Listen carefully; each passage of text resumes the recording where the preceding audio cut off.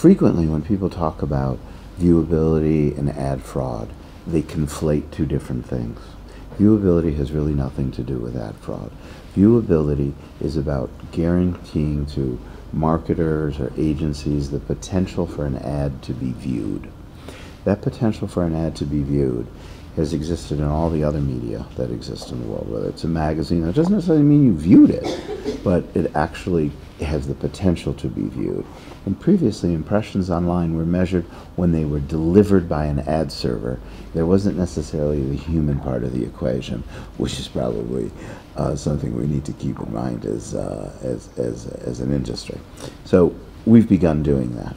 That is one issue that we need to address, making sure that an agency or a marketer who wants to buy a potential to be viewed ad has that opportunity. And we've defined what the viewability potential is, and you can go to IAB.net and see what those details are. Nearly all of our intellectual capital, our best practices, our way of viewing the interactive world is available to everyone, whether they are members or not. We prefer people to be members, not just because that helps us achieve our goals, but because it helps them have a voice in what we do. So you might be able to find viewable ads in any number of sites that are members or non-members of IAB. But we do know that in 2015, we will be going through a transition period so that we can be sure that in 2016, any ad that is sold as a viewable ad will either be viewable at whatever percentage the two parties have agreed to, or there will be a make good in a non-cash, but in a series of other viewable ads. So that's the viewable side of things.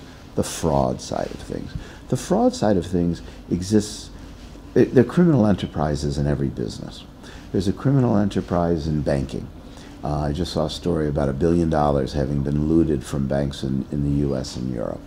There's criminal enterprise in credit cards. There's criminal enterprise. There are criminals in the world.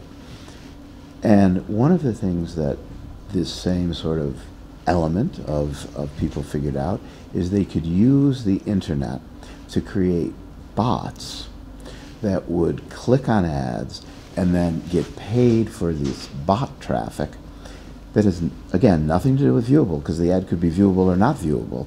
The goal is just simply, in what they're trying to do, is just earn human traffic off of a bot.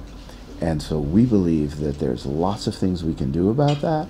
We have brought together the ANA, which is the Association of National Advertisers, the 4As, which is the agency association in the United States, and we've created a trustworthy accountability group where we're going to create compliance programs and monitoring programs.